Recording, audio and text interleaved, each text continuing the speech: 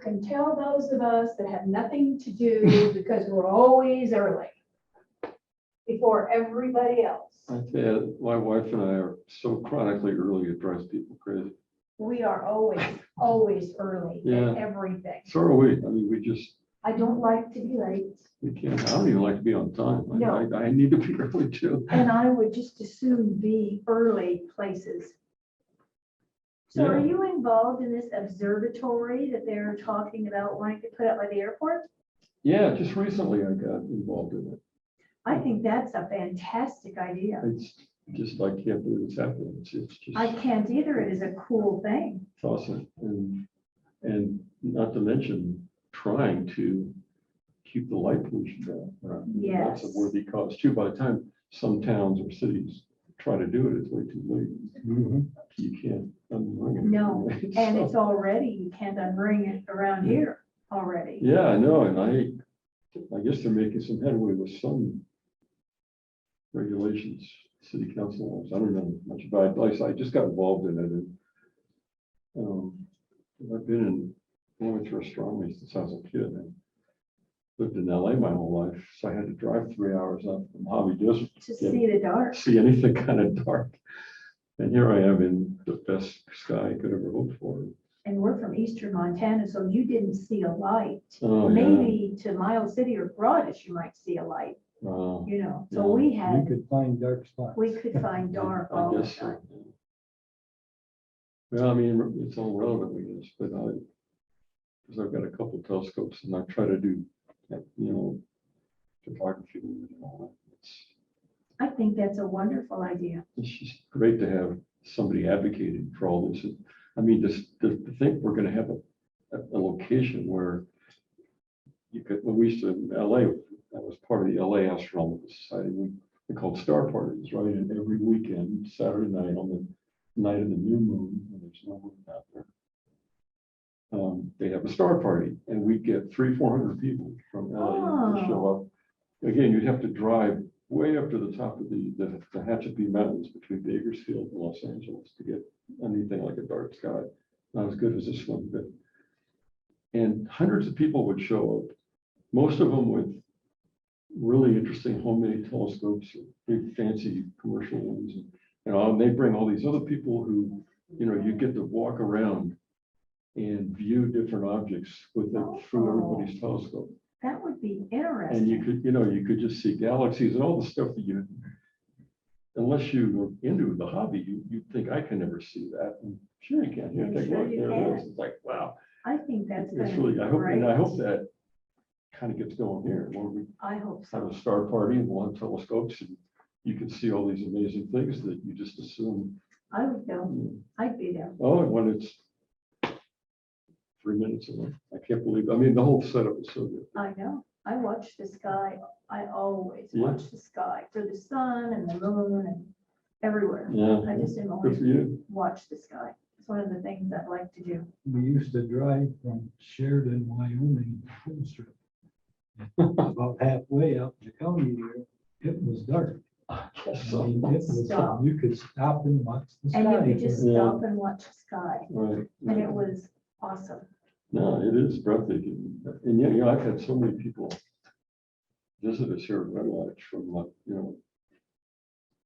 LA and, and some of them, it's not just grandkids. I mean, the grandkids were growing up in LA and Atlanta and they've never seen a dark sky in their life. And they come out here and I take them outside and they're almost scared. It's like so dark I know. that, it's like they get kind of like, is a bear gonna come? It's like, chill out, everything's I gonna be good. know. Just look, but it's such a disorienting thing to get into a really dark place. Isn't that an amazing If thing you- that people have never seen it? Again, people I've worked with, adults my age, right? I had a guy that came up here a really good time. And he'd never really seen the Milky Way in his life. He was 62 years old. And he looked up and he was just like, it's great to see a 8-year-old excited, but you see a 62-year-old guy excited That's for the same exciting. thing. It's like, man, I used to like to take the horse out. I knew when it was gonna be a big full moon, take the horse out and then ride it home so that you had to just you could see the Wow, yeah. the fence posts in the moonlight to come home, but you could just sit there and watch. Sometimes I got a little too long and it was a little sleepy, but it was fun. And you could just see everything. I remember when I was still living in LA, and I mean, you could see, I don't know, 10 stars a night. I mean, you may count them on maybe 2 hands. And then we had that huge Northridge earthquake in 93 or something. And it knocked out all the power up to Los Angeles. And people walked out after the earthquake, because it happened about 3 in the morning, 3:30. And people, got out of their houses and looked up. And all of a sudden, you saw this sky in Los Angeles. It took a major deadly earthquake to see the sky. See the sky. People walked out, and instead of like looking for earthquake damage, they were like, Oh, what is where's this? Where's this been all my life? You saw that most recent picture from the Jarvis Web. Oh, you see that? Yes, amazing. That's amazing. I think everybody, I was so nervous because there were a million things that could go wrong. Implemented, unfurled, and I guess it's all tested even better than the They old did pump, right? better than they thought. Yeah, I mean, that's just, Was it this morning you showed me that? Yeah, today or yesterday? and it was kind of a 2 shots before and Yes, after, before one with and the old after. infrared telescope and the new one. And the resolution on that thing, oh my God, this is gonna be so good. A whole galaxy behind it. Yeah, again, I can't wait to see what's coming. It's gonna be mind blowing. I'm excited. You're gonna Someday- keep posting it, Someday right? they'll find the end. You're pretty colorful tonight. Huh? You're pretty colorful tonight. Well, you go to Walt Disney World and you come back with stuff like this. So, I like it. I mean, this is not a uplifting presentation, so I have to make it, whatever. How you doing? How are you? Good. Good. Ready for spring? Good. I love the body language. You don't have to Tim show as too a much. child all Yeah, tucked into his body. It was either freezing cold or. Well, Jack, the teacher called on you last week after. Oh, World War II. World War II. Poster. He only had his mom, right? His dad was gone. Hmm? His dad was gone, Yeah. right? He only had his mom. You got There's a caught. good show on last night about the Battle of Stalingrad. What is it? Mm. Yeah. And real pictures I'd never seen before. It was a couple of hours. I wish I'd saw that. Remember what channel? PBS. Was it on the History Channel? I think it was on the History Channel. Yeah, I'll look for that. It was very good. There was one a month or so back about the life of Putin. Yeah. Hour or 2 hours. It was like 2 hours. Yeah, there's quite a few really good documentaries about it. It should be coming to an end soon. But it made you really open your eyes watching it. I had no idea. He went from a little key on wannabe to. Mrs. Cosworth. Yeah, well, we're gonna get into that. Yes, you would. But it was That's good. why they. Yeah, I don't know. Oh. Oh.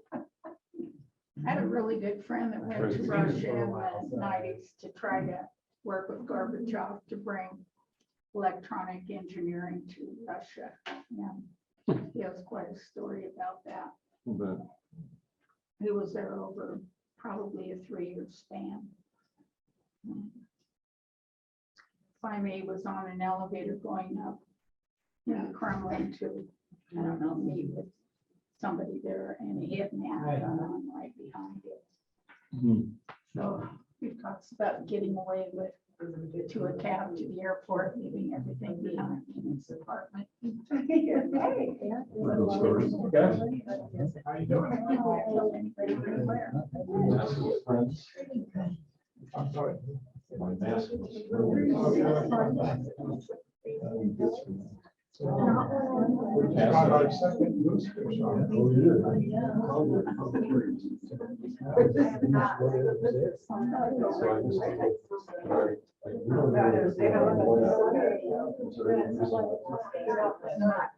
all set here. It should be.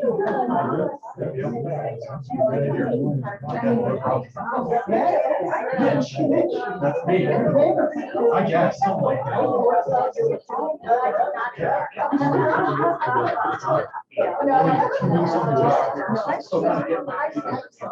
Learning where everything is.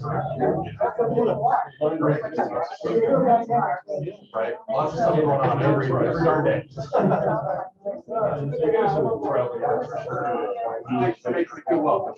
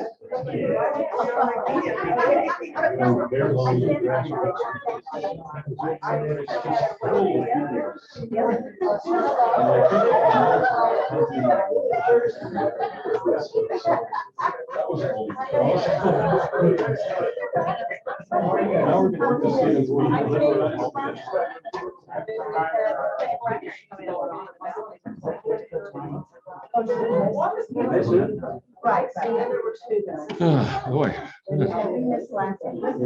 Which son are you? Jason. Or Steve?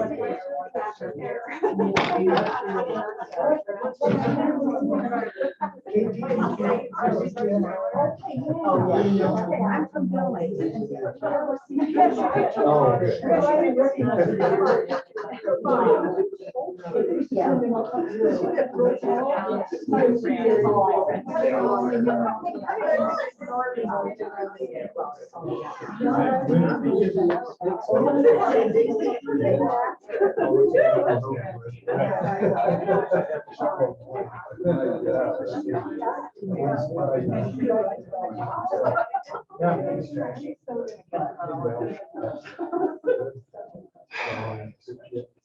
Glad you could make it, you. Welcome. Well, listen, good evening. Thank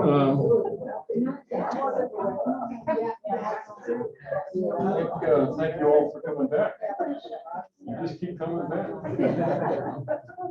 Just mystifies me. Okay. The amount you're paying us, it does it. Yeah. Must be the free water.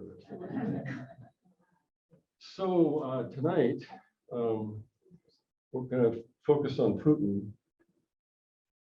And just so you know, I mean, back in 2018, I did this thing and created this deck and all this. And that was all driven by all the craziness that went on in the 2016 election, with all the misinformation and all the Russian hacking of everything. And so it was really about that. So I tossed a lot of the stuff that was in that deck in the last few days. I've been trying to kind of bring it up to date and get into some different stuff. So hopefully it makes sense, because I butchered it up pretty bad. So, and I guess, you know, one thing we're gonna try to figure out here is, I think everybody, compared to 2018 or so, there was still a lot of, I don't know, uncertainty about this guy, particularly with our leadership, thinking they can make deals with him. Well, you probably saw my email. I've just got this thing about American presidents trying to accommodate this guy, strike a deal, and it's total fantasy. But I think we're over that. Unfortunately, the Ukrainians are paying the price for us learning that lesson, I think. So let's just start at the beginning here. That's Vladimir Putin with his mother. And some of this, a little bit of this was in the very first session I did, but let's just go back to beginnings here. So he was born in 1952 in St. Petersburg. Well, again, Leningrad at the time. Like all this, I'm always going to be interchanging the name of that city. Sometime in Leningrad, sometime in St. Petersburg, but it's the same place. Soviet days, it was Leningrad, of course. And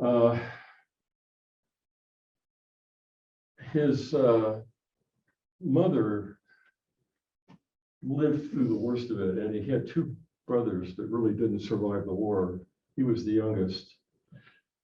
And during the siege of Leningrad, which is what we'll get into kind of next here, that lasted almost 900 days.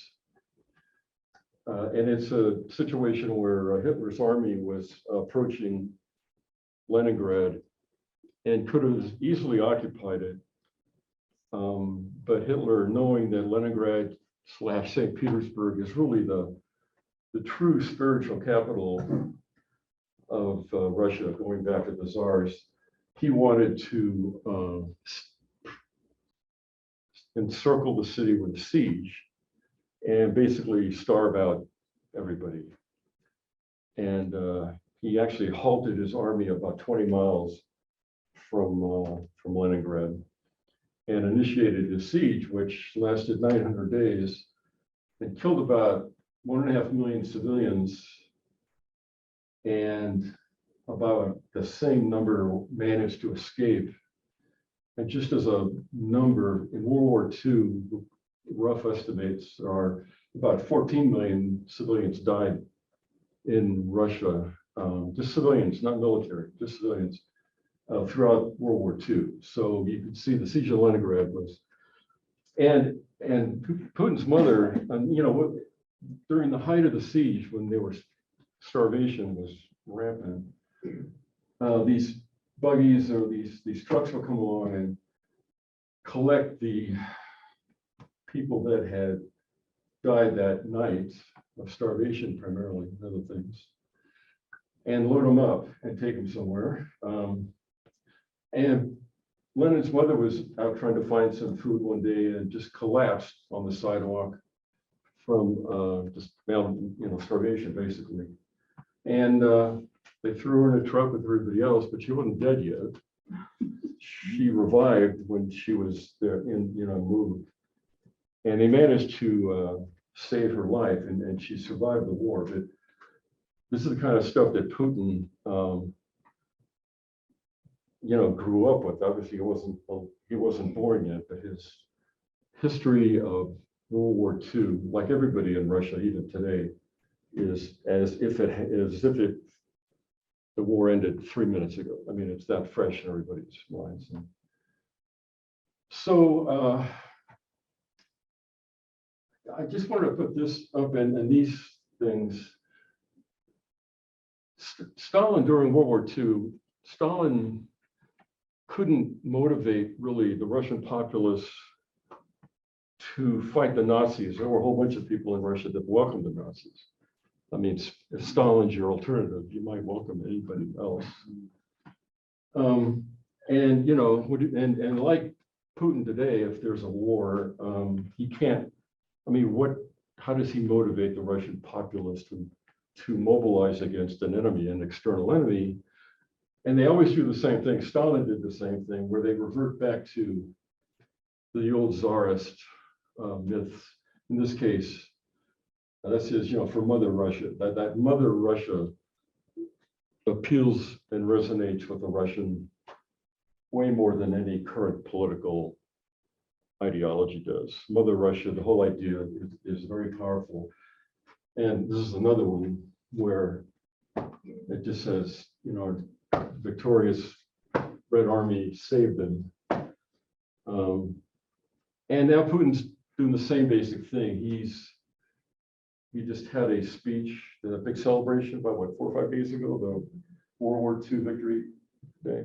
And all those images and all that messaging was, of course, resurrected because it works, and it works because it should work, because the Great Patriotic War was the defining moment of history for Russia.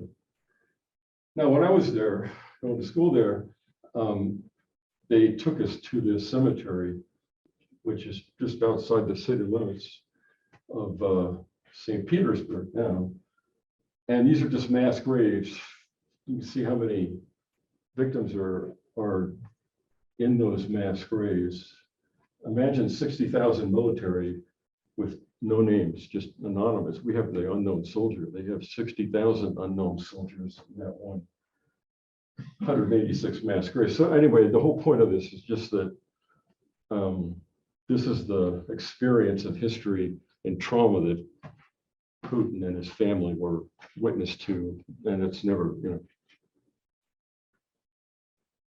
Now, a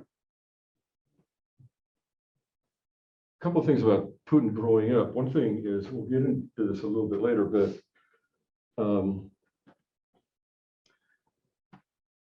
Putin's, during the 60s, 70s, and 80s, Putin's career with the KGB began, and his hero was Yuri Andropov. Yuri Andropov was first Stalin and Khrushchev and Brezhnev's top security guy. He created the KGB. When you might recall when we talked about the 60s, Nikita Khrushchev kind of initiated some reforms and revealed Stalin's crimes and kind of created a little bit of free speech and a little bit of, and that immediately triggered the Hungarian Resolution 1956, which Andropov, just with incredible violence, put down in the streets of Budapest. Now, Andropov, you have to focus on Andropov because he's so central to Putin's worldview and his career. So Andropov was obsessed with Reagan. He was absolutely convinced that Reagan was planning a surprise nuclear attack on the Soviet Union. And, there's a kind of an analogy with Putin where he believes that the West is in a similar way provoking him, where we feel like he's provoking us, but he's very convinced, like Andropov, that he's the victim of aggression on our part. Now, when I was there, I think I told you, going to school at Leningrad University, he was there too, attending law school at the same school, which freaks me out. I think I told you, because he could have been standing behind me in the cafeteria line.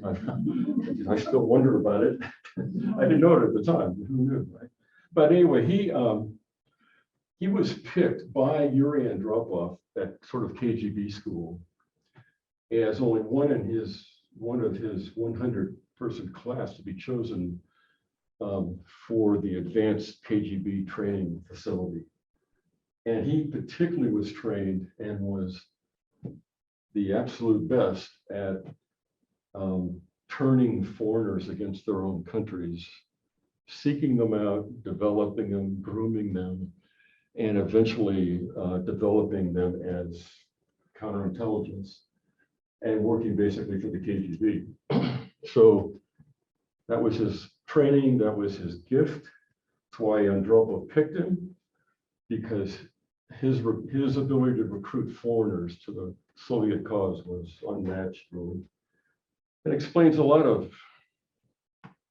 what we should know about him and how manipulative he is. It's not a thing he has to work at. It just comes naturally. Now, remember from last week in '96, Putin was appointed by Boris Yeltsin to head, in the middle of the '90s here, Yeltsin's kind of own version of the KGB called the Federal Security Service. And the head of Yeltsin's Security Council. And then he was,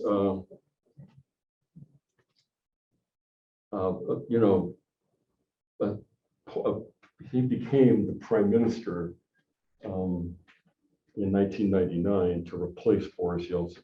So now there's a interesting story here about the cornered rat I have to share with you. So right after Putin took office in early 2000, he wrote this short autobiography called First Person. And one of the stories is very self-glorifying kind of document, but there's this one thing he talks about, which is very, I don't know, it's a moment of vulnerability that's worth sharing, I think. And I'll just read it to you, get a little excerpt. Now remember, in his early days when he was 6, 7, 8, 9, 10 years old, he lived in this communal apartment with his family, and which was still the war-scarred St. Petersburg. And Vladimir and his friends liked to chase rats in the building stairwell. And here's his quote: "There on that stair landing, I got a quick and lasting lesson in the meaning of the word cornered. There were hordes of rats in the front entryway. My friends and I used to chase them around with sticks. Once I spotted a huge rat and pursued it down the hall until I drove it into a corner. It had nowhere to run. Suddenly it lashed around and threw itself at me.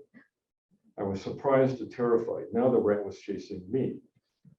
I jumped across the landing and down the stairs. Luckily, I was a little faster and managed to slam the door shut in its nose. And it's sort of this notion of a weak cornered creature turning the tables on his tormentor that was worth him mentioning in his autobiography. And I think if you want to extrapolate that to some of his behavior as being cornered, he acts like he's cornered all the time.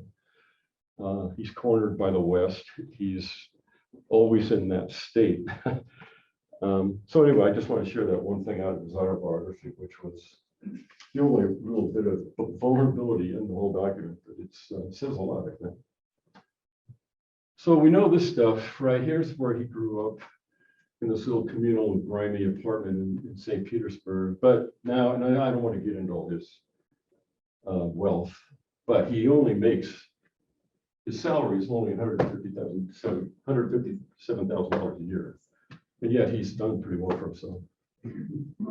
With, he's about, nobody knows for sure, but the net worth is always somewhere around $200 billion. So there's a lot of books you can read, way too many, trying to sort of describe his psychological profile. What's this guy's made of? He's very opaque. And again, his KGB training and his ability to manipulate. And basically, I like this, somebody said this, he was like a Rorschach test. He could appear to be anything an observer wanted to see. So 5 of us might have a meeting with him and come up away with 5 different Putins. He's more what he knows we want to see in here. So I think just to go through the bullets, most of the characteristics that made sense to me. Again, we knew Andropov was his role model and mentor, probably the most ruthless man in modern Russian history, Andropov. But he immediately, upon taking office in 2000, kind of created this notion that he was pretty liberal, despite his KGB background. And some of that is because he, immediately after his inauguration, he wrote another document that was widely published in the West too, Russia at the Turn of the Millennium. And if you read it, it's very interesting. Russia needs a strong state power. I am not calling for totalitarianism. History proves all dictatorships, all authoritarian forms of government are transient. Only democratic systems are enduring. Whatever the shortcomings mankind has in the and superior Russia must be democratic and law-based. Communism doomed our country to lag behind advanced countries. It was a roadmap into a road into a blind alley. So you can imagine how people, politicians, and latched onto this, thinking, well, here's a guy we can do business with. This guy, because he was an unknown. I mean, when he was, as you remember from last week, when he was basically selected as a deputy mayor at the time in St. Petersburg, he was a bureaucrat. He was unknown. He had no ideology. He was a gray, scrawny, short bureaucrat. And that's why they picked him. Remember that? And the oligarchs who were running Russia at the time, picked him because he seemed compliant and he would support whatever they wanted. And he had a gift for being loyal and all that. And so he wasn't picked to do anything spectacular. He was picked because he was the Russian term was a briefcase carrier. That's all he was good for. So anyway, and then this comes out. And it's like, hey, he's pretty liberal. Yeah.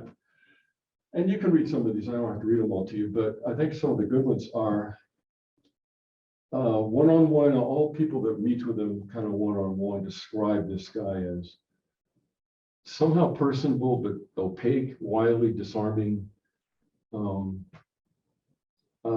He's extremely hardworking. He's very well read and well briefed. He doesn't make decisions without tons of information of his own study. He's obsessed with his own polling and popularity. He's constantly doing polling. And you read about this, his polls are 86% or whatever. Nobody believes in the West those polls are accurate. There's almost about, I don't know, 40% of the people on the street that are asked to participate in the poll, they don't vote either way. They don't comment. They just say, I don't want to participate in the poll. So the numbers you get are very weird. But anyway, he loves that. And he's a master liar. And again, being a KGB developer of spies and counter spies, that makes sense. He detects other people's lies very easily. Fluent in German because he was stationed, of course, in Germany during his KGB days before the fall of the Berlin Wall and everything. English is pretty good. And he's just an absolute stone cold criminal murderer. I don't know why that's so surprising to some people. And one of the just kind of interesting tidbits here is he's not anymore, but back in the day when he was younger, he was one of the highest ranking non-Japanese judo masters in the world. And he even wrote a book about it, which you can buy for about $50 on Amazon. And it wasn't a joke. I mean, he really was that good. And what he talks about in the book, and you might ask, how did he get into judo? So he was in that grimy apartment building with the rats. He was the skinniest little guy in the gang, right? All the other boys would beat him up, and he was very scrawny and ashamed of it. And he got tired of getting kind of pushed around and beat up all the time. So when he was 9 years old, he took up judo. And he stuck with it pretty much his whole life. I don't know if he practices today, but if you read the book about judo with him, there's this Japanese, Kuzushi, I don't know, the art of unbalancing. And I guess I tried to read about it, and I guess in judo, a smaller person can defeat a larger person by this art of unbalancing, keeping the larger person unbalanced and denying them that balance and leverage. And there's very specific techniques you can see on the internet where small people can beat large people with the art of unbalancing. And again, I think that's a metaphor for a man who's got this pathetically small economic country. And God knows he keeps us all in balance pretty well. I don't know, but again, the judo story, I think it's telling too. So one of the things that is going to show here and there in this presentation, I guess, is again, when he ascended power, right? So when Yeltsin picked him as his successor, Yeltsin was president at the time, but he knew Yeltsin was in very poor health. He was a stone drunk alcoholic, Yeltsin, and his health was terrible. So he picked, again, with the oligarchs, picked Putin. And right after he was chosen to take over the reins from Yeltsin, there was this horrific series of bombings in Russia. There were some subways that were bombed in Moscow. You may remember that, I don't know.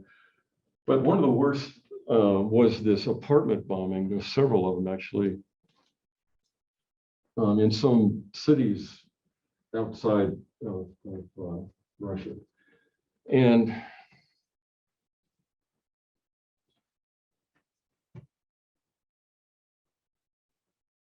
this was 1999.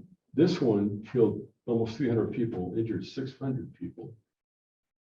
Now remember, we're not talking about Chechnya, we're talking about Russia, Russian citizens here. And the authorities blamed it on the Chechens, right? Remember, there was a first Chechen war that actually started back in Gorbachev's time as Chechnya was trying to break away from the Soviet Union way back in the 80s. And then anyway, and the Russians were leveraging the whole idea of Islamic terrorism in a very big way. I mean, we did after 9/11, but they were all over that early, which provoked the second war in Chechnya. And when people were doing kind of forensic analysis of these bombings, a fifth unexploded bomb was discovered in the basement of another building in a different town. And the local police, these are just local cops, these aren't Secret Service guys or anything. The local police arrested 3 people at the scene where the bomb was being planted, and they weren't Chechen terrorists, which was the party line story about who did the other bombings, but they were agents of the FSB, the security services, which Putin had been running all during Yeltsin's time. And when the day that was found, the bombing of Chechnya to begin the second Chechen war was scheduled to happen and start the next morning. They're really getting, when you've heard a lot about Chechnya now, where it was carpet bombed Grozny, Chechnya into dust by Putin later during this war, and it's the same tactics with Ukraine now. So, but again, that was certainly not well known that the FSB guys were planning the bombs. And Putin was immediately put in charge of the second war with Chechnya and became defender of the nation, which is what his sort of moniker was after that.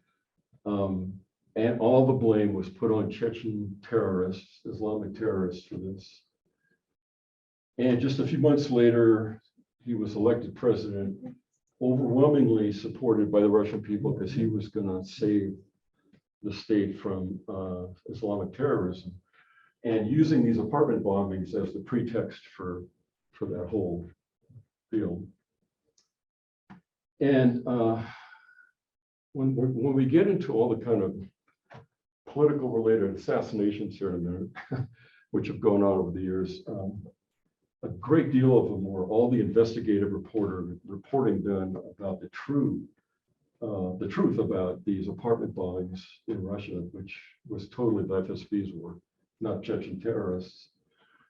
And for years and years, Putin's party called United Russia has been either killing off people that did the investigative reporting, proving forensically that it wasn't Chechnya, it was Russia, it was Putin's own guys doing the bombing. So that's how he became, one of the reasons he became instantly a hero, president. Yeah. Frontline has a really good 1 hour show on that on YouTube, and it documents that. The other question I had is, during that time, it seems like there was a school that was Yeah, taken over. Was that the same yeah, thing? yeah, it was at the same time. Yeah, it was horrific, right? Killed all the kids? Now, in that It was case, though, terrible. they were Islamic terrorists.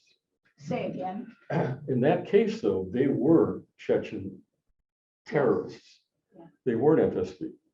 It was, I don't forget how many people died in that, because remember they tried to 300 or gas something. everybody. They got the kids and all the teachers in that auditorium in the school and put gas in there to put everybody to sleep, and it killed just about everybody. But that was a legitimate terrorist act. So we can't blame Putin for that, but it was in that same, but it I want fit, to. right? But it fit. It was fortuitous that it was terrorist, right? If you think about the big story here, right? So yeah, that was exactly in that time frame too. And again, there's been all kinds of, we'll get into this in a minute, of all the political assassinations you can lay at the feet of Putin. Every single one of them for decades after was always blamed on these mysterious terrorists. So I want to go, I'm not going to go through all these, but I just felt compelled. I couldn't find this anywhere on the internet, so I just tried to put it together myself. But it only goes to 2015 because I haven't updated it. But I think this is just going to be profiling real quickly all the most notorious assassinations that are no doubt ordered by Putin over the years, starting in 1998. And the one thing all these have in common are either they, like this, the first one, is it's linked back to the St. Petersburg Mafia, which Putin was very definitely involved in, how everybody was in the 90s. Or that 1999 Moscow apartment bombing. Mostly journalists documenting it and all that are on this list. And then the Chechen War atrocities, again, when he carpet bombed Chechnya in the Second Chechen War. And that wasn't Syria, that was Russian pilots doing that. And anything to do with anti-corruption, like Navalny. I don't know if you saw the Navalny thing on CNN. Did you see that? Anybody see that? No. Unfortunately, now it's a paid thing, so it'll be back. I'll let you know when I see it. Alexei Navalny, well, anyway, we'll talk about it too. And then anybody involved in human rights. So if we just, and I can't go through, I don't have time to go through all these, but if we just take a couple of the more maybe notorious ones. That woman was connected very closely with Yeltsin's wife and family. And this is back in Yeltsin's time. And she was a politician in the Duma called Democratic Russia, and she threatened to expose Putin's mafia ties in St. Petersburg. And that's what got her assassinated. A couple of these other ones, some of these people are like this guy, independent owner of a radio station in a small town, speaking out against government corruption.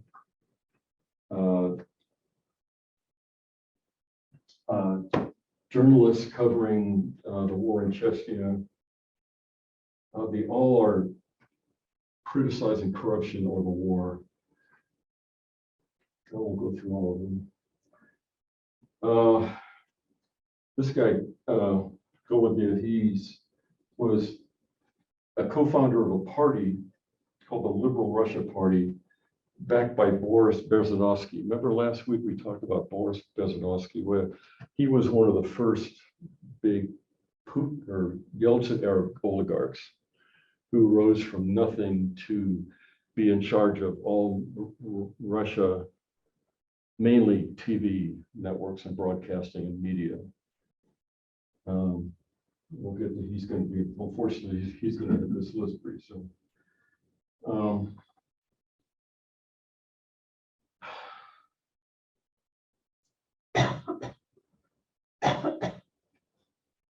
Some of these guys, like this one is one of the first that was actually killed with radioactive poisoning. We've seen that just recently with Alexei Navalny, that somehow survived, but there's been many. That guy was an investigative journalist, writer, liberal lawmaker, and they got in the parliament. A lot of these people are members of the legislature, members of the parliament, like him. Human rights activist. This guy, Paul Klebnikov, he's an American citizen. He was an American citizen.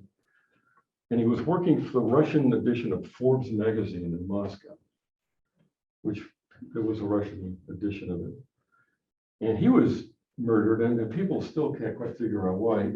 What he was working on was a story about Russia's 100 richest people. And people speculate maybe that got him killed. No one knows for sure. I can't tell you. Viktor Shenko, you know who he is, right? Remember the uprising in 2014 in the Ukraine, where the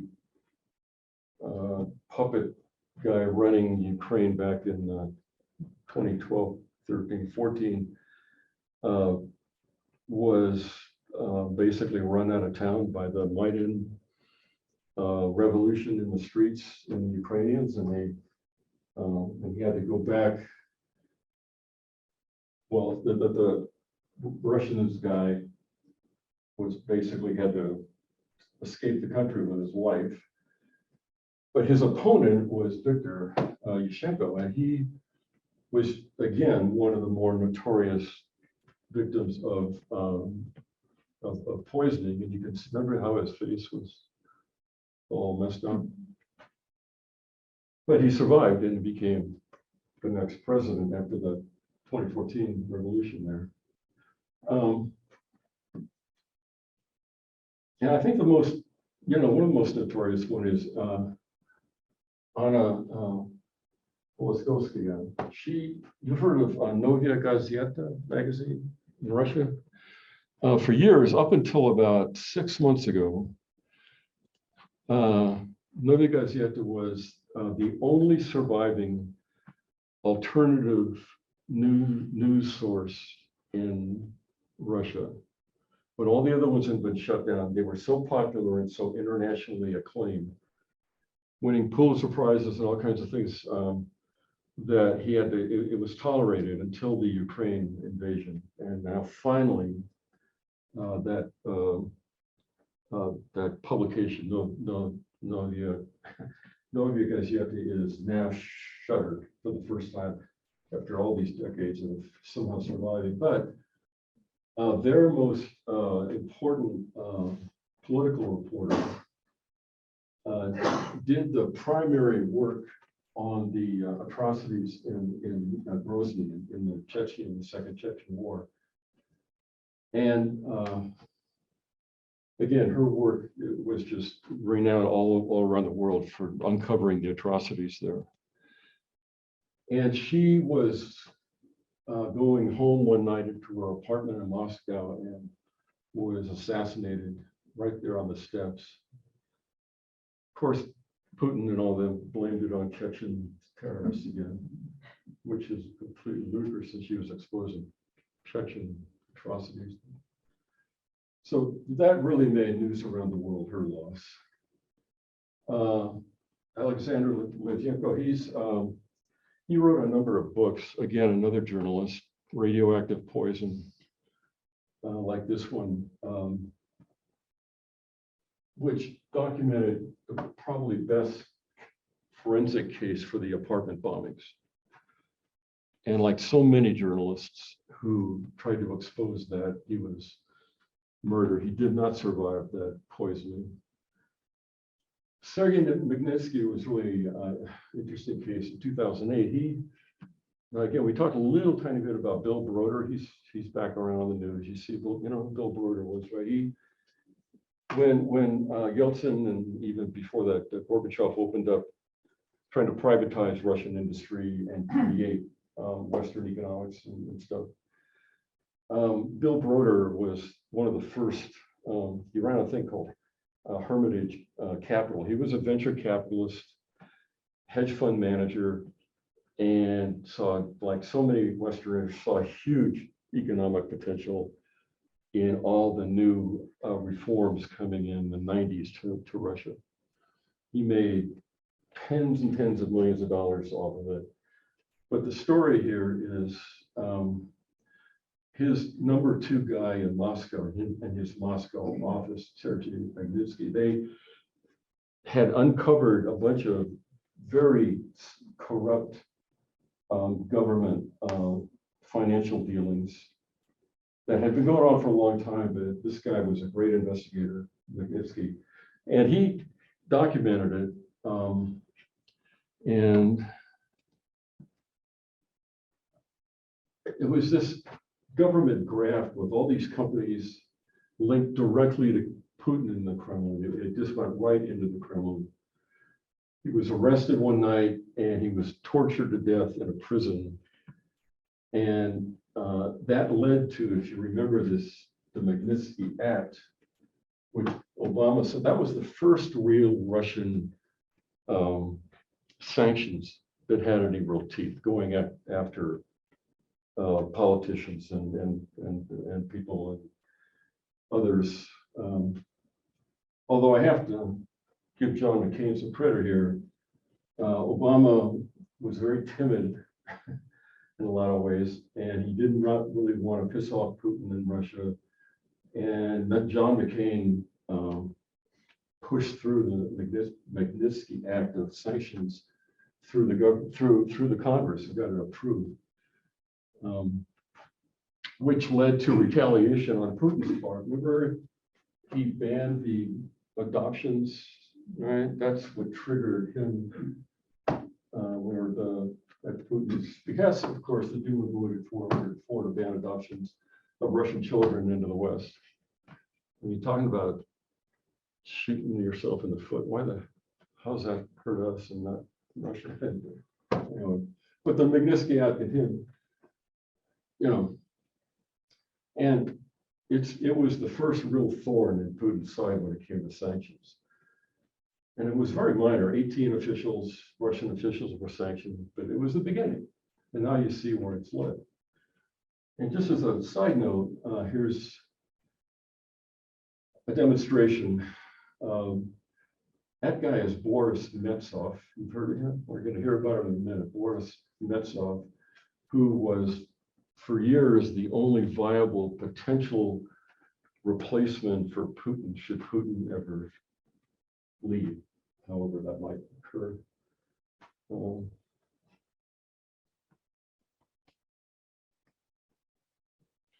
We talked about Natalia Samarova last time. Remember, we talked about the Memorial Organization? We mentioned her last week, which was hands down the most effective, far-reaching human rights organization in Russia and around the world, for that matter. Uncovering and documenting, remember all the databases she put together of Stalin's victims and all the rest. And she, for a while, was leading, again, one of the biggest thorns in Putin's side was the Memorial Organization. She was murdered, very similar to her, just in an apartment building in an elevator. Isn't this fun? Yeah, you just kind of have to go through this, I think, because it becomes very abstract unless you lay it out, I think. I don't know.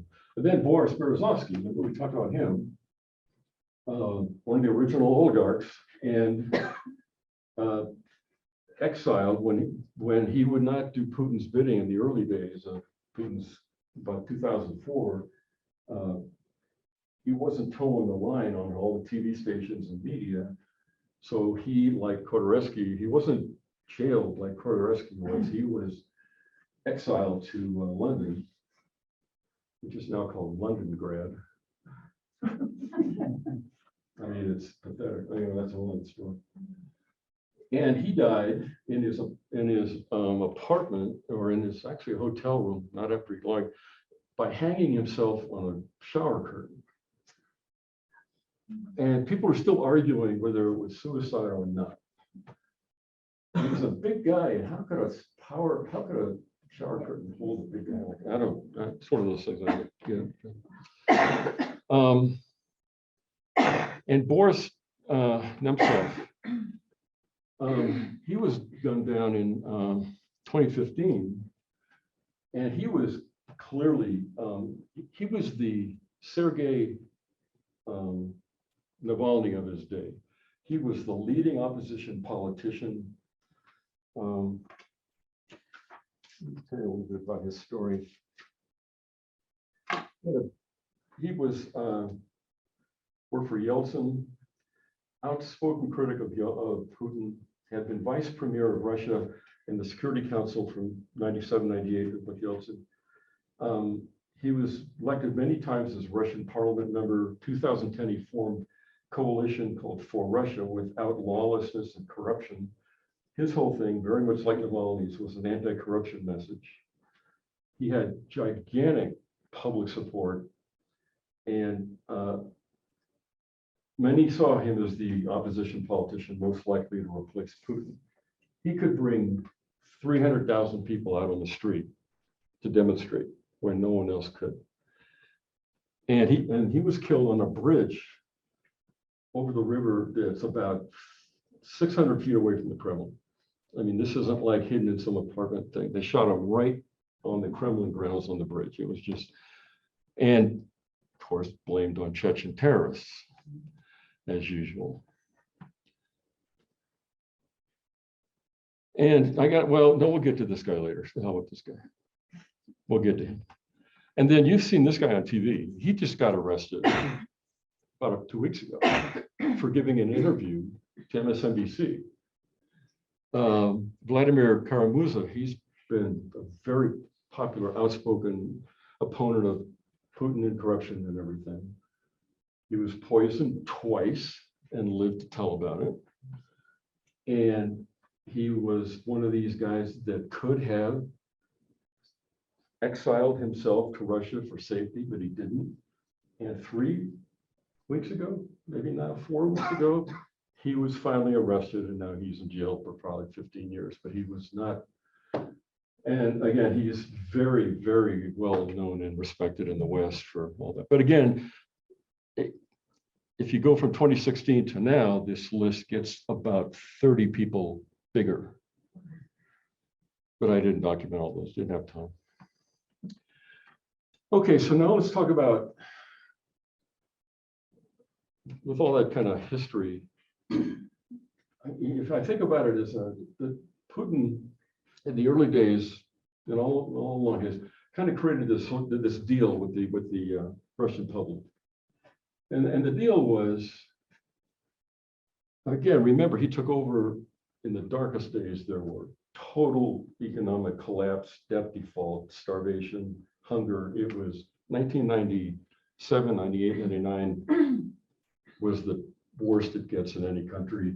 He took over and he promised stability, economic stability and order at the expense of curbing citizens' political rights and freedom. That was the deal. I'll fix this, but you have to give me the wherewithal, the space to do what I need to do. Forget about, Well, the last 20 years that he's been in power, how'd that deal working out for the regular Russian public, which is really what we want to get to here. What about them? Nobody talks about the Russian public because it's so opaque. Nobody knows what to make of what they think and why they think it, or the polls right and all that crap. So, although we'll get into this in a minute, but Putin did promise and deliver a big economic rebound after he took over.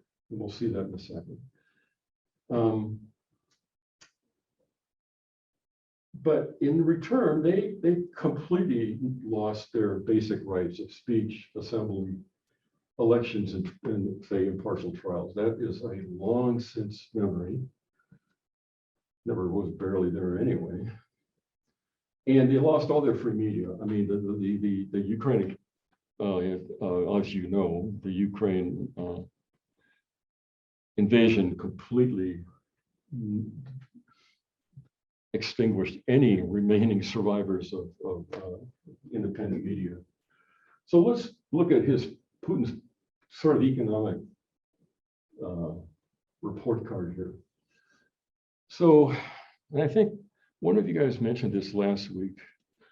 You asked me, didn't he really fix the economy right after he took over? It went, and that's for sure. So this graph kind of shows the collapse in the 1999 when Yeltsin was with his ill-fated shock therapy economic program, which destroyed the country pretty much. Putin takes over here, and you can see the rebound. And just some stats, when you look at that kind of record right there, it's always been a petro state. Oil and gas is what they got, what they sell, that's it. And it's even more so today than it was back, say, in 2000. And just some other, little indicators. Fertility rate is really low, 1.7 births, 2.1 in the West. And to this day, male expectancy, life expectancy is like 67 years. That's less than North Korea and 15 years less than most of the modern Western countries. Is that because of drinking vodka? Healthcare, drinking, yeah. I mean, like some gigantic part of the population have no sewer system to plug into. I mean, this is such a fourth world country. And when you go there, you see, it's like, why am I terrified of these people? Anyway, whatever. And the homicide rate is still crazy off the chart. So those are just some stats. So let's just go through his performance for a little bit. So sure enough, when he got into power, he did launch a number of reforms. He did create a better environment for business. Stuff that Yeltsin and even Gorbachev before him should have done. Revived negotiations, and he got himself back into the World Trade Organization, which was helpful. All of this accelerated economic growth, as you can see. Foreign investment started flowing in. The ruble got pretty strong, and so that was good for him. But during that same period of time, the price of oil increased 8 times. Which is his only source of income, right, is oil and gas sales around the world.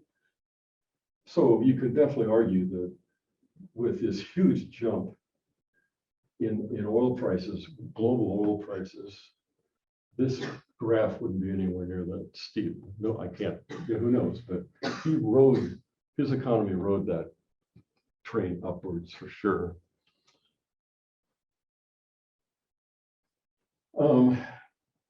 And for the last, every year he does like a presidential address, kind of like we do.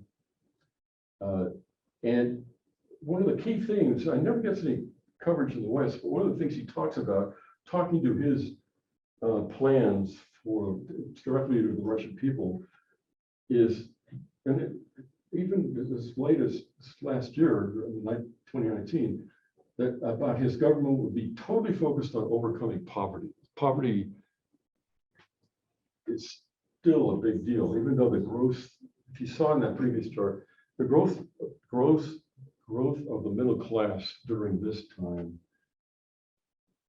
was really dramatically increased. People had money, they could spend it, their disposable income went up a lot. And actually, for the first time, we had a middle class in Russia. But then in 2018, he does something, signs a law, a pension reform bill, which increased the retirement age to 60 for women and 65 for men. And so before that law, the retirement age, and that just means that's when you can draw a pension.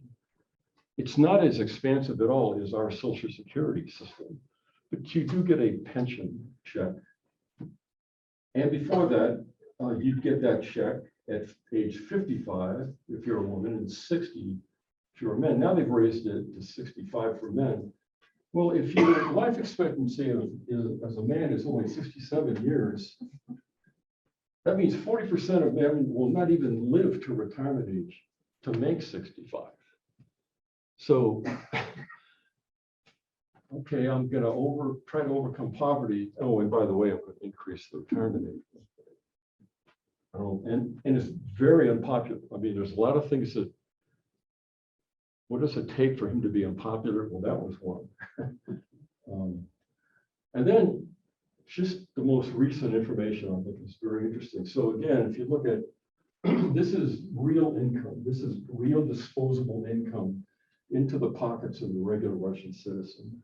So 2009, all the way up to say 2015, it's growing healthy.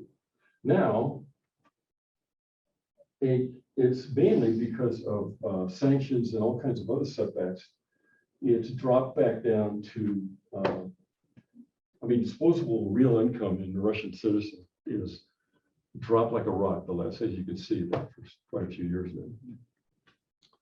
I have a question about Yeah. that last item on the left. I'm curious if in your research you saw any correlation between gun ownership and the increased homicide rate in comparison to the United States.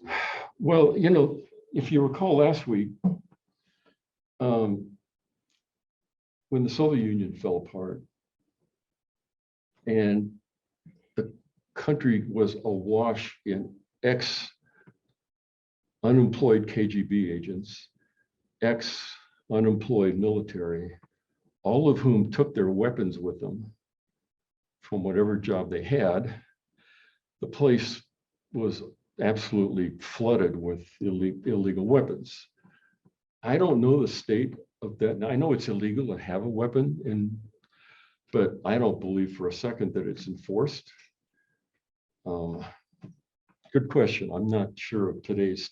All I know is not that many years ago, millions of pieces of heavy equipment was out on the streets because the military and the KGB were all trimmed down to almost nothing. And nobody confiscated those weapons when they set them loose. So I gotta believe there's tons. I don't know the answer really, but that makes sense. But the murder rate would tell you enough about how bad it is. Question is, who's doing the murdering? The government or citizen on citizen, government on citizen? Chechens. Yeah, Chechens. Okay, so we talked about all this stuff. Now here's another really interesting current thing I just sort of looked at. So, you know, you hear these comparisons, you know, the Russian economy versus the rest of the world. Now, you know, the Russian economy is no bigger, it's about the same size as Italy's GDP and stuff like that. Well, if you go back over time, it's kind of interesting. So this is way back machine here, in 1913, it was the 5th highest ranking economy in the world, only behind America, Britain, France, and Germany. In 1957, it was the 2nd largest economy in the world, only behind us.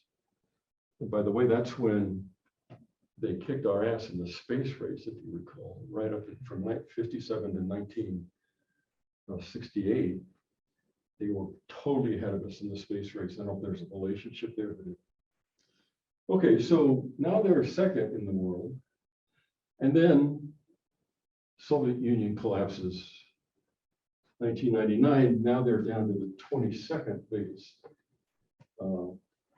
economy in the world. Again, in 99, they defaulted on their debt and all the rest of that failed economic policy in the 90s. And then they rebound to about 11th last year, 2011, which again, that rebound created a middle class. But now it's down to 22nd or something again. And this is because of the sanctions. Everybody wonders, have the sanctions work? And how do you know the sanctions are working? And if you think about it, and then there's still a lot of, you can find all kinds of arguments either way on that one, but these sanctions, particularly this one, where the European Central Bank and our treasury, we froze all of Russia's foreign reserves that are in dollars. And Russian Central Bank holds hundreds of billions of not rubles, but dollars that could be converted into rubles. Say if there's a currency emergency or something. Now, all of that stuff, because it's frozen, are basically worthless assets. They don't have any foreign reserve anymore until we release sanctions against them. So they are, this is not an empire, right? So he thinks his justification for invading Ukraine is this claim to imperial greatness. You know, they're put the empire back together. This is, I put my email, this is a tiny bit bigger than the economy of Ohio. Does that sound like an empire to you? I'm sorry, but you know, now I know this is kind of very, you know, hammering him with sanctions. But he has no relationships anymore and contracts between banks and companies. And I mean, all that's gone from him. And, but see, his worldview isn't about he's never cared about economic performance as long as he's not run out of town on a rail by his own citizens. He really believes that his obsession with being a great power isn't an economic thing. It's a empire thing where you gather more land, you gather more. This is Catherine the Great speaking. This is, I want an empire that goes to the Pacific Ocean. I want Ukraine. I want that great power is me taking over. I don't know who's next. And the economic performance doesn't mean anything to him, as long as it doesn't hurt him domestically. It's just a twisted way to me to think about what a great power is about. During the worst COVID times, and Fiona Hill, you know who Fiona Hill is, right? I mean, she's a gift. She worked for Obama and amazingly Trump as Russia advisor. I mean, she described these times where when things were really locked down in the Kremlin with COVID raging, which, you know, they had no real effective vaccinations. In fact, one of the worst sanctions we've levied on them is the inability to access Western drugs. And they don't have a domestic drug capability that they do, but it doesn't, it's really lousy drugs. So regular citizens have to scrounge to try to get drugs for seriously ill people. It's terrible. But he would spend his days in lockdown and COVID down in the basement of the archives in the Kremlin, poring over old maps of the 17th, 18th, 19th century maps of how Russia and other countries, right? Poland, Lithuania, pick on me, boundaries were fluid, subject to who's the most powerful, right? I mean, how many times was Ukraine occupied by Poland, Russia, Hungary? Who the hell knows, right? And that's true. So his mindset about boundaries is that they're fluid. Sovereign boundaries of countries are not fixed. They are not sacred like we think they are. History, just look at all the maps for the last 400 years. It proves that political country boundaries are absolutely fluid and subject to change by who's powerful time. That's his lesson from history. And I can just picture him all by himself in the bowels of the Kremlin going over those old maps. That's an image Fiona Hill put in my head. I'll never get out of my head. It is, I think it says a lot. Yeah. What was the comparison between the Russian economy in 21 and the Ukrainian economy in 21 prior to the invasion?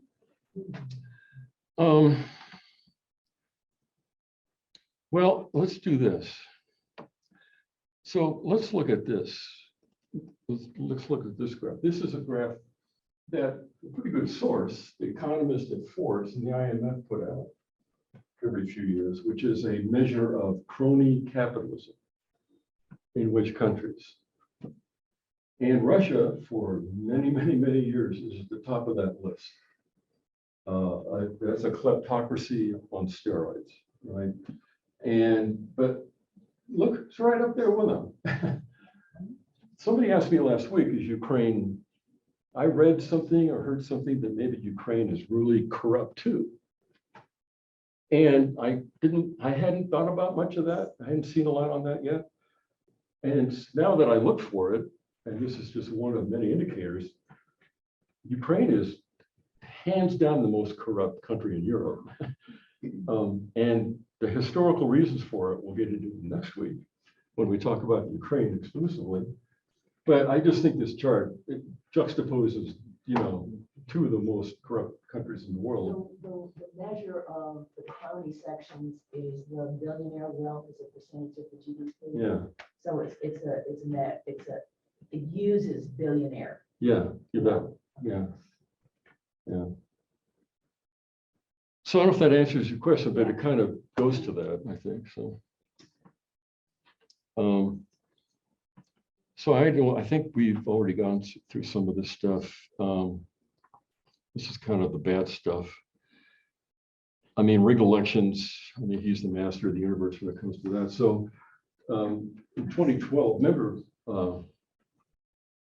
he took over in 2000.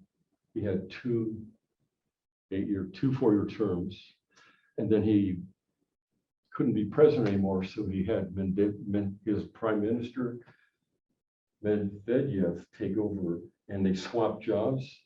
But Medvedev became president, and Putin was prime minister, which was all nonsense because Putin was totally running the show still. But then he got a law passed in the parliament and let him run again. And he's been running ever since. He's going to run till he's dead. But in 2012, when he ran again, it was such a blatantly compromised election that literally millions of people hit the main street in Moscow. This is his worst nightmare come true, or any autocrat's worst nightmare. When there are so many people protesting, all the police in the world can't get rid of them or move them or arrest them. You can't arrest 1 million people. I don't care how many cops you got. And this sign says, Putin, you're a predator, a traitor.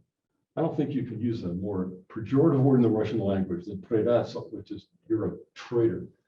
So that was 2012. And the day he was inaugurated after he won the election, the streets were so completely out of control that, and he's never gotten over this, he had to take the limo to his inauguration on back streets because all the main streets were clogged with this. And it was the most, I just relish the idea of how much that must have hurt to not even be able to go to his own inauguration except going on back streets. That's just perfect. You just gotta love that, right? I have a question. Yeah. Yeah, so do you think that the Russian people themselves would ever get to the point where the economy would be so bad, they would revolt? No. No, okay. I mean, if they're doing this over a stolen election, who knows what they could do if it gets. Well, see, but they thought they got rid of it, Oh, right? He had been president for 2 terms, Yeah. and he was term limited out. Another guy took over, handpicked guy. But they thought they were done with him. But then he told the Duma, which is all delegates work for him, to pass a law allowing him to run again. And he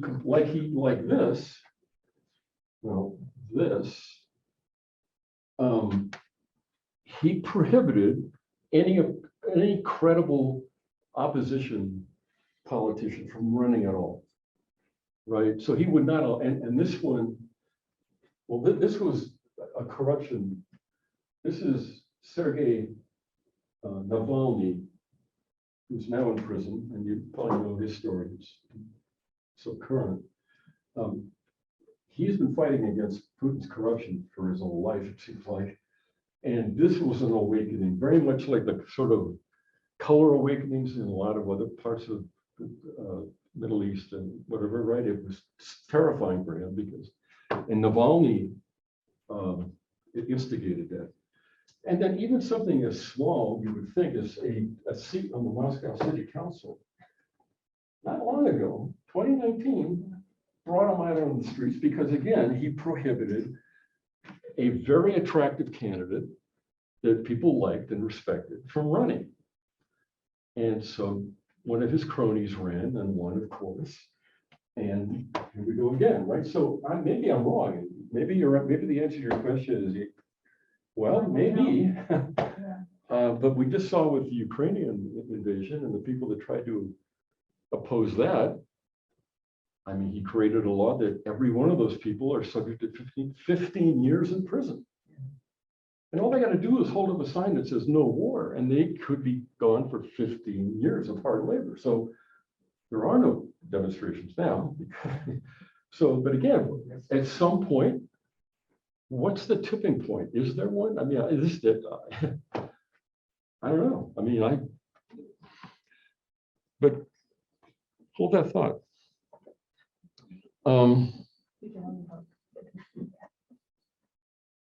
And I'm not going to get into that. There's a whole nother presentation if you really want to have more punishment. That is, it's a whole other presentation I put together a few years ago because of the 2016 election. And it's all about cyber warfare. And we're not going to get into it here, but we all know he's got, you know, both his internal and military intelligence guys. That's their code. And you hear about in the news a lot, cozy bears and fancy bears. And the sandworms, these are the guys, the GRU's guys that know how to hack power grids and stuff. That's a whole nother seminar, which if you really want to go there, I'll go there. 2016. So that's kind of, I think, kind of a snapshot of his performance and good, bad, and the ugly, maybe. Now, let's just talk about this kind of what passes for justice. In the beginning, this goes back to the early days, 2000 to about 2004 or so. There was a thing put in place called the Procurator General's Office. Think of it as the Department of Justice in the United States. Independent Department of Justice, theoretically independent from the president's wishes. Yeah. And, right, this is where criminal laws are investigated. And they have, just like we do, they have procedures and statutes, criminal procedure code for the Russian Federation, and explain exactly how criminal procedures work. And that was all in place. And in the beginning, for a few years of his reign, we had an actual independent Department of Justice, just to call it something we think about. Of course, in 2007, he took it, and it's this new thing called the Investigative Committee, and it's an independent agency. It reports directly to Vladimir Putin. Now that they formalized that the Procurator General's office reports to him and him alone. So it's obviously not independent anymore. And there's this, it's kind of a pathetic joke that's been around for decades now, the idea of telephone justice. And this is just this notion of political leaders calling judges to instruct them how government guys that do crime are let off the hook, that regular folks that commit crime are labeled terrorists and have to be in prison. I mean, it's a system of, and telephone justice is not, it's their slang for how that actually works. And if you look more recently, only this percent of all criminal cases resulted in non-guilty verdicts. I mean, the whole system now the judiciary works totally for the prosecution. There is no notion of presumption of innocence. That disappeared a long time ago, although it was there in the beginning. So have you ever heard the term Siloviki?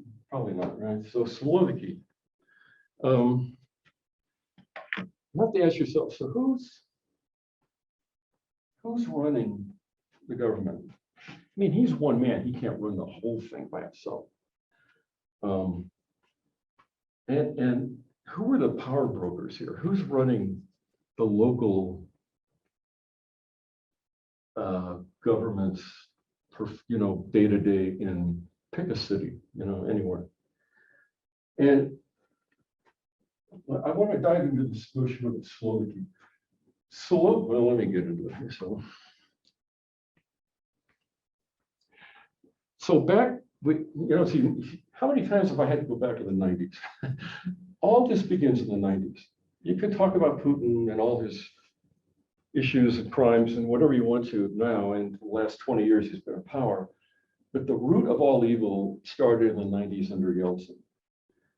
And that's when, before the system, the whole system collapsed in default,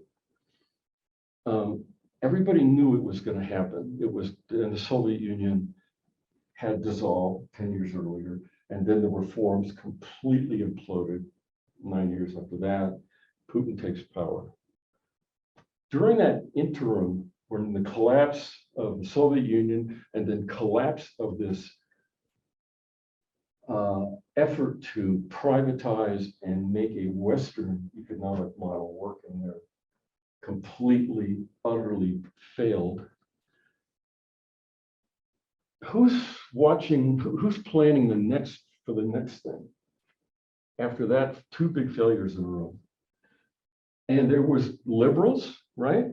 There were people that wanted to emulate the West and just said, well, Yeltsin screwed it up in the 90s, let's try it again. We need to become like a Western, productive, competitive democracy and economy. There was a whole bunch of people that thought that. And there was a whole bunch of people that said, no, the lesson learned is we need to go roll the movie all the way back to the Soviet days and reinstitute communism in the Soviet model. We can do that, we can fix that. Like Gorbachev thought he could fix that. So a lot of people wanted to go all the way back and say, remember the Soviet days when we beat the Americans at the space race? Almost, remember those days? We should do that. And then there's this, the Siloviki.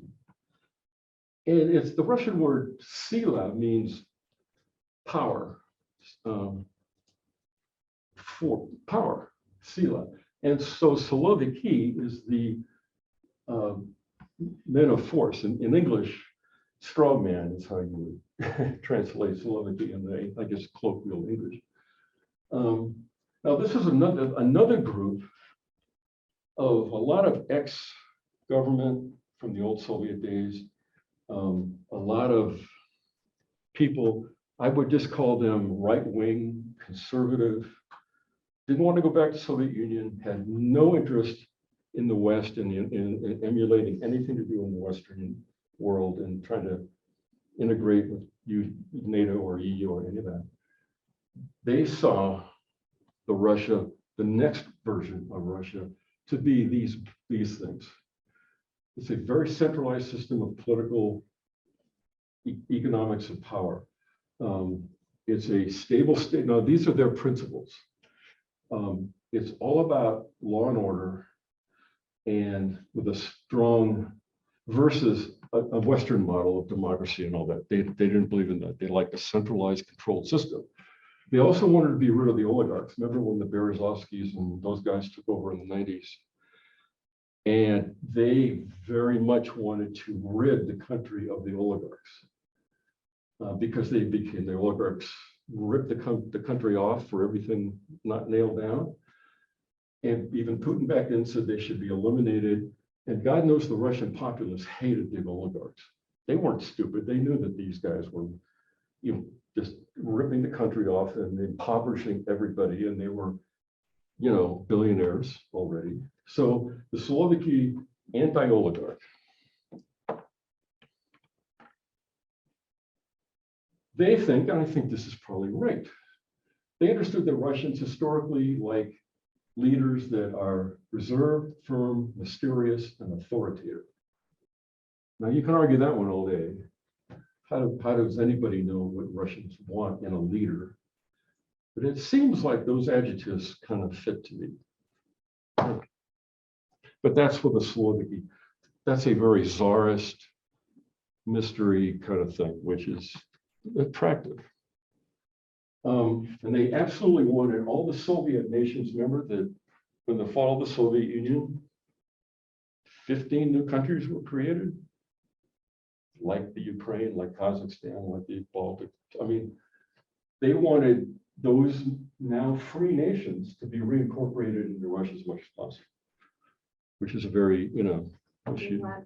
Places like Poland Yeah. and Hungary too, or just? No, well, just the Soviets? once you're done reintegrating the old Soviet republics, then we'll move on to Poland and all the rest of those guys, because they used to be in the game. They used to be, right, Iron They Curtain were countries. part of the Soviet Union. But yeah, let's get to our own republics and bring them back. And yeah. And then they're just naturally xenophobic, nationalistic, as you'd expect. Absolutely crazy about hating immigration. And which is ironic because most of the hard work done in the Russian Republic is done by non-white Russian people. Who cleans the sewers and the rest of it? People from other nationalities outside of white Russia.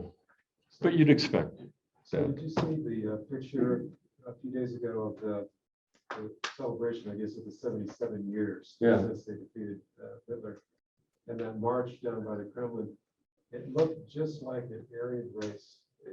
I'm so glad you mentioned that because it's unmistakable. It is so blonde. Come on. Huh? Yeah, but that's the, yeah, I mean, you wouldn't think we'd go back, somebody wants to go back to the course. Now, remember after Putin's 2012 election, remember when millions of people hit the streets because it was so blatantly ripped off and they thought they'd been rid of him and he's back? He created a whole bunch of new security structures to fix this problem of never letting that happen, those kind of demonstrations ever happen again. He was preparing for protesters in future color revolutions, like we're spreading around. And this really empowered, and this is where he really adopted all the principles of the Slovaki, which is his base. That's his base of power. And there's a whole bunch of Russian citizens that are not for this, but there's a whole bunch that absolutely support every one of those bullets today. And even if Putin wasn't around. It's, yeah. How do they talk about ownership of the economic interests? Like who's going to own the companies or? Well, it's Because they gave up communism where the state owns it all. So- let's go. I'm going to answer that in a minute, okay? Because we need to talk about oligarchs again. and because somebody asked me about oligarchs last week and says, hey, with all this Ukrainian stuff going on, hey, there's all these billionaires, the oligarchs still, are they a threat to Putin? Who's controlling who here? Is Putin threatened by them in some way because they're so rich, or is he control them? I mean, what's that look? What's that look like now? Well, you have political power and then you have economic power. Yeah, and so, I just we're going to answer that question about what about the oligarchs, because it'll answer your question. So here we go. So this is now oligarchs, right? Now, and there's like 3 flavors of oligarchs. And there's the original ones, like the Khodorkovskys and the Berezovskys from the 90s, when the Soviet Union fell apart and the privatization of state assets was underway. And it's Yeltsin allowed the oligarchs to buy whole industries at fire sale prices. And then they cut them all cheap and they became super rich. Khodorkovsky, remember, he was the guy that in the 80s was smuggling in the first generation of IBM PCs into Russia and making tens of thousands of dollars in the black market, smuggled in PCs from Europe. And he became owner of the biggest oil company in Russia. But that's the original oligarchs from the good old days of the 90s. Pre-Putin, okay?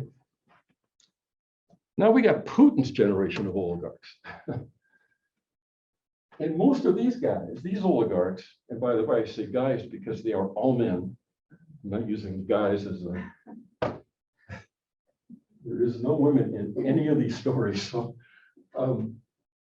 and most of these oligarchs, after Putin took power, they're almost all buddies from the days in St. Petersburg, where after he was, after the Cold War ended, after the KGB was disbanded, and he was unemployed in East Germany, he came back to St. Petersburg, his home.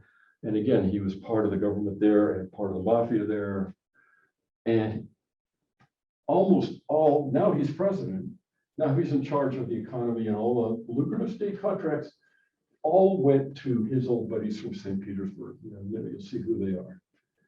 In exchange for them getting all these now state contracts that now he controls, he gets a kickback for every dime that they get. Okay, he gets money back. So the government is owning the means of production. Sure, absolutely, yeah.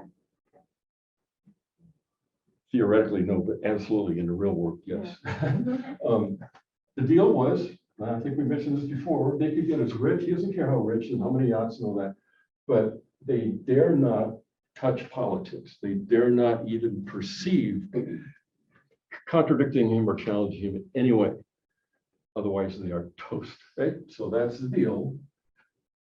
The thing about these oligarchs is they have no influence on him, right? He doesn't care what they think. They have to stay out of politics. So they can't sit there and get a scheduled meeting with Putin in the Kremlin and say, hey, Vlad, I really think your Ukrainian strategy should do this, right? They don't. The deal is they can't touch politics or policy or anything. In return, he leaves them alone to take whatever they want and bank it anywhere they want in the world. So today we've got this war going on. And who is the inner circle? Who is influencing him? How are his decisions? He's being advised. Clearly, he's making the decisions. He probably has his own. But the oligarchs have no influence politically over him at all. And he couldn't care less about them as long as they stay out of his business. Very clear. So now we have two kinds of oligarchs. And then there's the really important ones and the only ones we should care about now, which are the military and security Siloviki. I'm going to use that word again because, and we'll go through who they are in a second. So these are the people that are military and security, FSB and the military. And Putin relies completely on them to keep the Russian people in line. And if you assume that this Ukrainian war is going to go on, these are the guys that we should be sanctioning. It doesn't do any good to sanction these guys. Who cares? Take their yacht. Did that hurt Putin? Not at all. Take their assets. Doesn't matter. Doesn't change anything. Putin couldn't care less. These guys are who we should go after. In fact, just to confuse you even more, they are not only strongmen, Siloviki, they're oligarchs in their own right. So they've coined a term called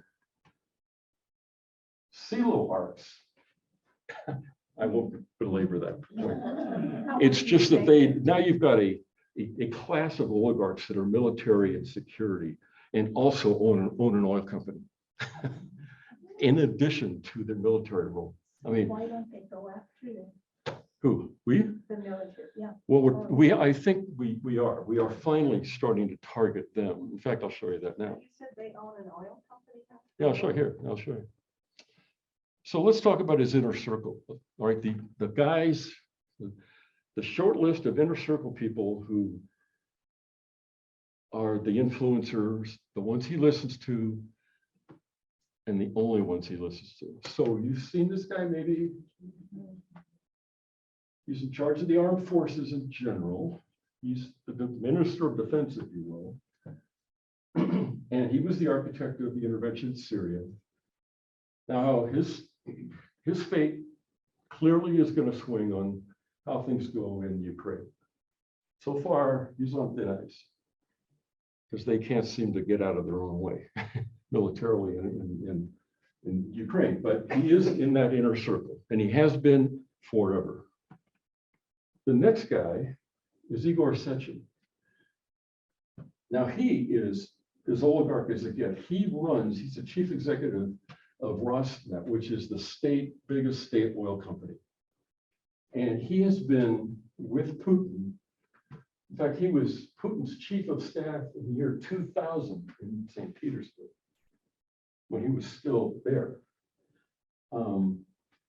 And so he's been advising Putin all this time. And he's not just an oligarch. He's in the innermost of the inner circle advising, and he has been for all these years. And you'll see the pattern here. Here's the next guy, Patrushev. He's in charge of what they call the Security Council. He's the guy that stirs up all this rhetoric, particularly you see on the media, that the Ukraine is out to destroy the Russian Federation. I mean, he's stirring that propaganda story big time. Now, he joined the KGB since the 70s, and he was hanging out with Putin for 50 years. So he's an old timer. Back in the old KGB days in Leningrad, part of the ex-KGB gang in Leningrad after the fall of the Soviet Union too. So you see the profile of the people he surrounds himself with. Ex-St. Petersburg guys, ex-KGB guys that he's known for 50 years. This guy, director of foreign intelligence, he studied at the KGB school next to Putin back in the day, in the 70s and 80s. And he was appointed in charge of foreign intelligence in 2016. And you remember about a month ago when the Ukrainian, he had, not long after the war started with Ukraine, he had this televised press conference or something with all his sort of top dogs. And this guy made the almost fatal error of kind of fumbling his support for the Ukrainian strategy. And it was just priceless television to watch. He dressed him down in front of God, everybody in the world, and said, speak plainly, because he had kind of veered a little bit from the party line. Well, he's on thin ice too, because that was quite a. So he's in there though, still. And then this guy is maybe the most important one. I don't know, they're all important. Bortnikov, now the previous guy was in charge of external propaganda and security. This guy is domestic, FSBs, domestic security intelligence. He's the guy that makes sure maintaining Putin's control of the country.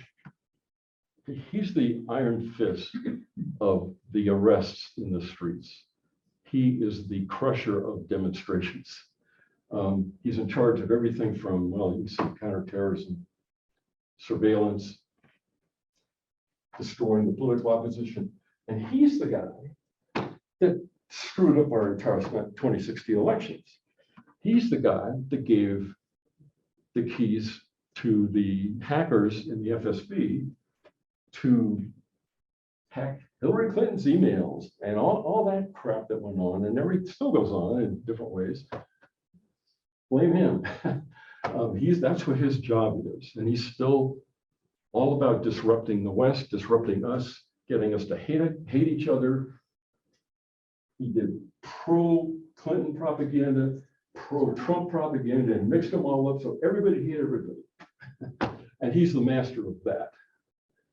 And he's been hanging out with Putin since the 70s. They both served together in Leningrad KGB. And just to give you the nepotism thing, which is behind everything, both this guy and the previous guy's sons are now running, one's running the agricultural ministry and the other one's in charge of the largest state-run bank. Both of whom, now you said, are they going after these guys, not just the yacht owning oligarchs, but these kind of oligarchs? Well, the latest, just very recently, not only have all these guys that I just went through been sanctioned, but their sons have been sanctioned because they're associated with them, because they're running parts of the government like a big bank. So yeah, we're finally going after the people that count. They're hard to get to, and their assets are masterfully concealed. Good luck finding their assets. They don't park big $300 million yachts in Monaco, easy to find. Their stuff is buried. So, but does this make sense, kind of breaking out the oligarch thing and who's running who and who's influencing who? It's more complicated than just using the word oligarch. Doesn't mean anything. But this inner circle is totally. Now, the question is, if there's no way can the Russian population overturn this government. There is no way the old oligarchs have any interest in overturning anybody's government. They just want their yacht, they want their yacht back. These are the only guys that can either influence somehow Putin to change course, or if they're being hurt enough, when this level of sanctions hits them and their kids, they're motivated to act. I mean, that's all gross speculation. But if you try to figure out who could change the game, a few of these guys, five men can maybe change this game. But what exactly was the trigger? It would be the trigger for that? It sounds like there's crazy and committed deceit. Well, that's why they are where they are. But they've always been the most privileged people there are. If their privilege is threatened because of Putin's fumbling around with this war, I mean, they're just selfish. They're just going to act depending on their own personal interest, right? Yeah. Do they leave the country very often? They can't anymore. They've all been sanctioned. They cannot get on an airplane and fly to anywhere in the world right now. No, they used So to. we would have to get to them via Russia somehow. You got to find their assets and freeze them. Which leads me to one of my last points here, which is maybe the thing that pisses me off the most. Yeah. How much people in the West have enabled this whole freak show.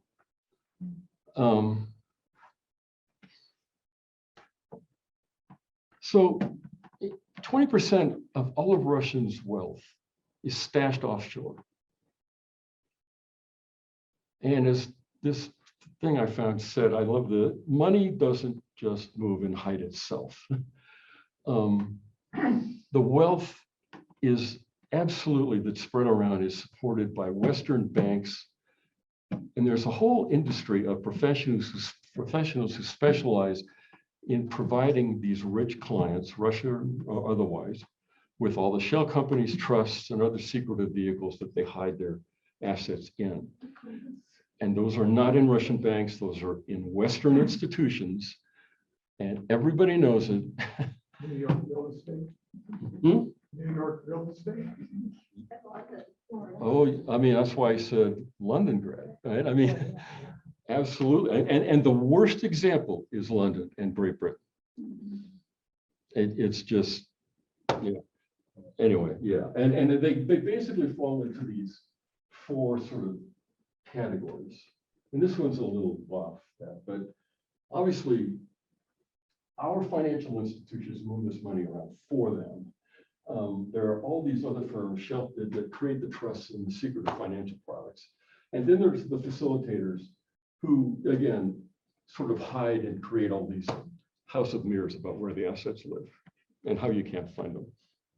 But I was shocked to hear this morning, I've uncovered this one, which is all these oligarchs of whichever flavor are constantly offering millions of dollars to American philanthropical organizations, American museums and universities, and Harvard, all kinds of institutions actually accept money, millions of dollars from these people. And the provenance of all the money that they're as helping their nonprofit or something goes right back to Putin. And yet somehow they rationalize that, well, but it's for a philanthropic thing, so we will accept this Russian oligarch's money. And it's probably not the oligarch, it's some front for the Russian structure. But the amount of millions of dollars that's flowing into our own philanthropic institutions is, and the article, I should send it if you really want to get your blood pressure up. I mean, the number of universities and museums and stuff that take millions of dollars from them. What does it do for them? What does it do for them? Who? It cleans their image in the United States. It makes them look like good guys. I mean, Do they get it back somehow? no, well, I don't see how. No. So where did you read that? What journal? Oh, gee, I'll have to go find it. It's bookmarked here. It was in a newspaper or? Yeah, it was a very credible thing. Yeah. Yeah, I mean, I They read, had discovered that. about 90% of the stuff I find when I'm digging around is garbage. So I make sure that if I put something like this up here, it's a credible source. So now, and here's another thing. So what to do about this kind of thing? There's an act that has recently passed the House of Representatives called the Enablers Act. And of course, it's stalled in the Senate and will never see the light of day because it's in the Senate. And it's the first time there's this thing that was passed back after 9/11 called the Bank Secrecy Act, which was, back then they found Islamic terrorists or different terrorist organizations were doing this kind of shit too. Their money, where was their money? Who was funding them and how were they hiding their money? And they're terrorists, right? They're not oligarchs. And so the Treasury Department put this Bank Security Act in place. It's really old, but this dramatically increases the amount of due diligence that banks and others would have to do to make transparent all these secret transactions in their banks and funds and all the rest of it that are now hidden from us. We can't see them.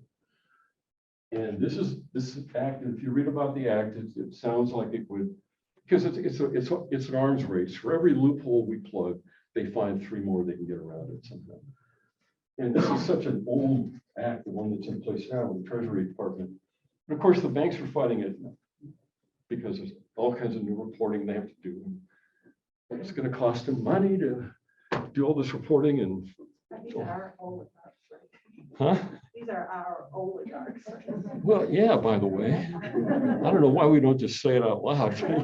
Like, I argue with that, and I do think that the level of criminality that you're talking about can't be compared to a Bill Gates or a Warren Buffett, they're billionaires. right. you No, and I know. Yeah. So let's, Yeah, but they're not. The evidence, there is substantial evidence that the pump organization was one of the ones squandering Russian money. And you haven't spoken to that, but. Yeah, and I pledged that I wouldn't use the ex-president's name in this presentation. And I'm not going to, okay? I just won't do it. But you're right, of course. And I remember this one as clear as day, I sent you both yesterday, where the ex-president sold one of his properties in Florida, some mansion in Florida for $90 million that was worth $11 million. Yeah. Remember that? Oh, yeah. Perfectly legal, no problem.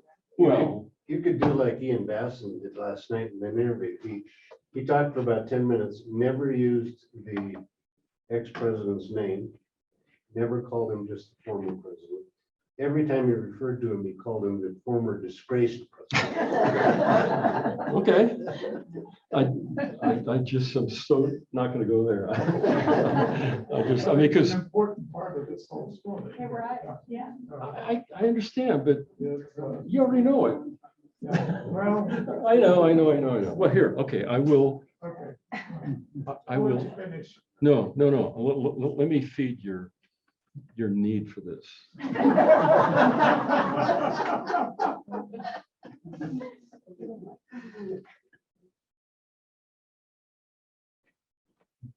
So, and I did my damnedest to not do it, but here we are.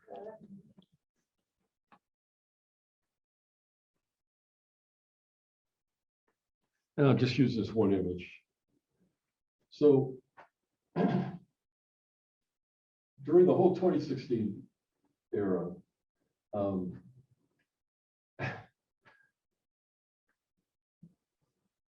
if everything came out right, the world would be run after those elections by the triumvirate of Putin, Le Pen, and Trump. Right? And every image and message coming out of his political party, his political operation in Russia and around the world, I don't care if it's Hungary or wherever, all the other,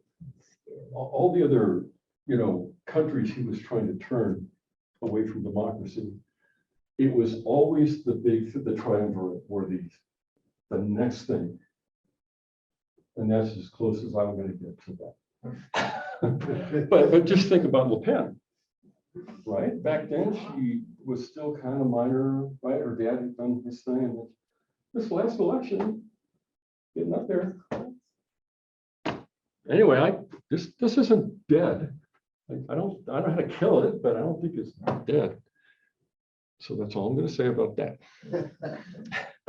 Okay, I'm done. Any questions about any of this stuff? I hope it makes sense.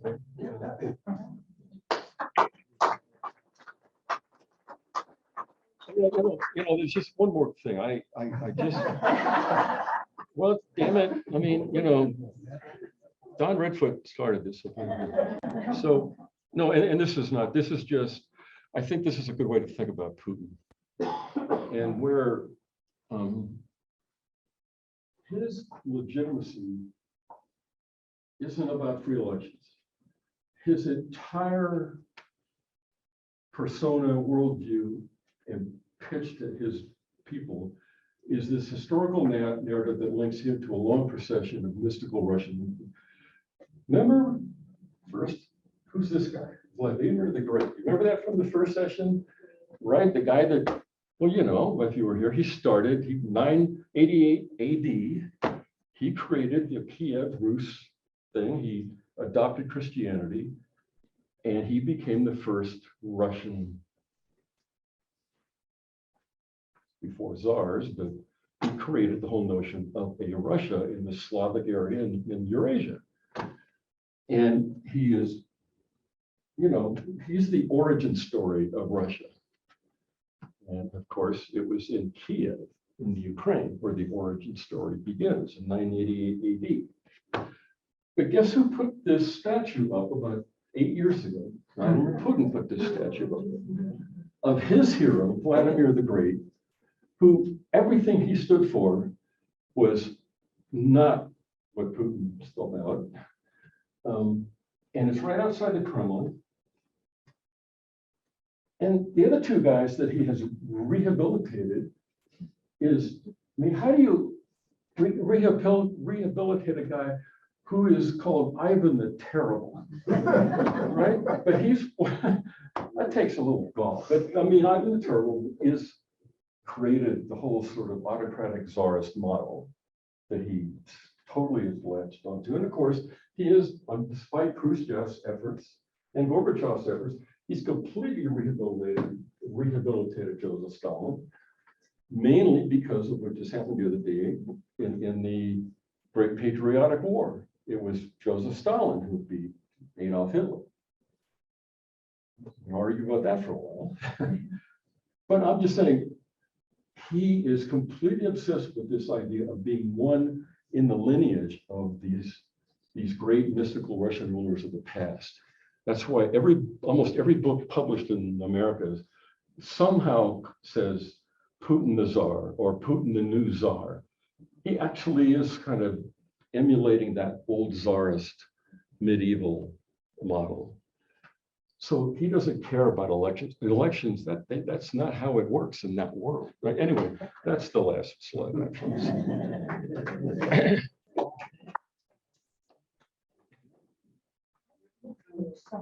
Well, it is, I think about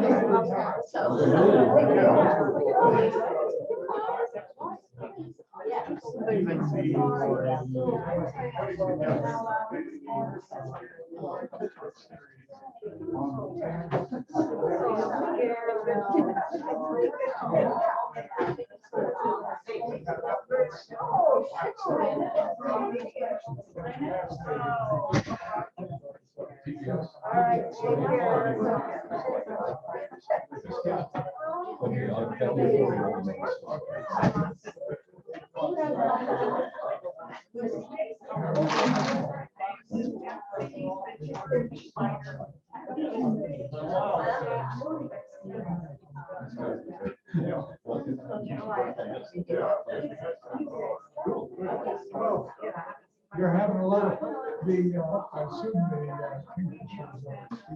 Yeah. That's what I took.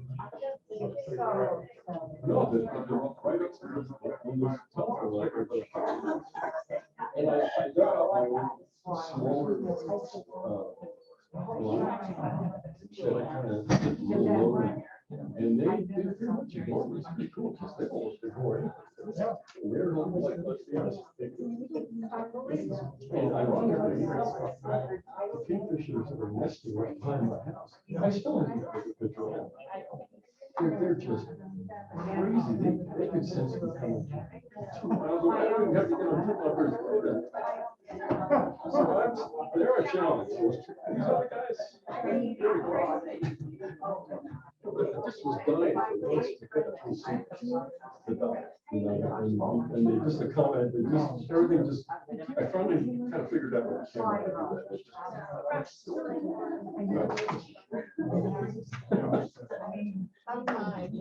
So who controls agriculture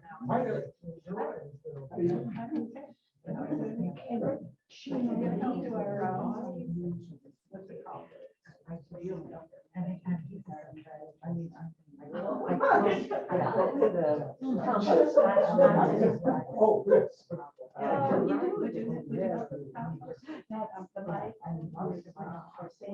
Great